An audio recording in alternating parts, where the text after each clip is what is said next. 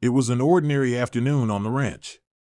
The sun hung low over the fields, casting long shadows across the dirt road that led to the porch. The old wooden structure creaked under the weight of time, a silent witness to years of family gatherings and hard work.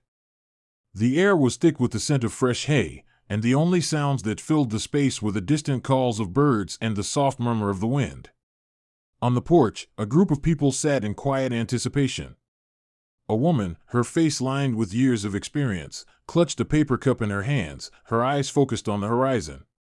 Beside her, a row of children sat stiffly, their faces a mix of curiosity and concern. Their boots were worn, their clothes dusty from the day's chores, but there was a sense of unease that none of them could shake. They had all heard the rumors, the whispers of trouble that had been growing louder in town. And then, from the end of the road, the unmistakable sound of hooves echoed. The sheriff's car rolled to a stop, a figure stepping out from the driver's side. He wore the familiar uniform of authority, but there was something different about him today. His face was grim, his posture rigid with tension. Behind him stood another man, a fellow sheriff, with a stern look etched across his face. Without a word, the sheriff approached the group on the porch. His boots thudded against the wooden steps, each step echoing the weight of what was to come. The children shifted uncomfortably in their seats, but the woman remained still, her gaze never leaving the sheriff's eyes. "Evening, ma'am," the sheriff said, tipping his hat slightly. "We need to talk." The group fell silent as the sheriff began to speak, his voice steady but filled with urgency.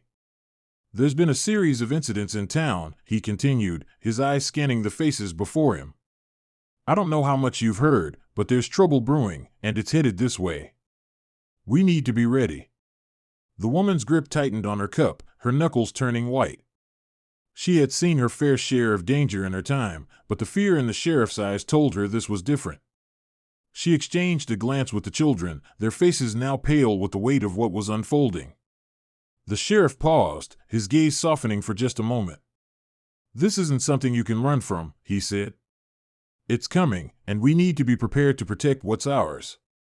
As the sheriff's words hung in the air, the sound of the wind picked up, carrying with it the distant promise of an uncertain future. The porch was no longer a place of comfort, it had become a battleground. The ranch, their home, was now at the center of something far bigger than they had ever anticipated. The sheriff's warning had been made, and now they had no choice but to face what was coming.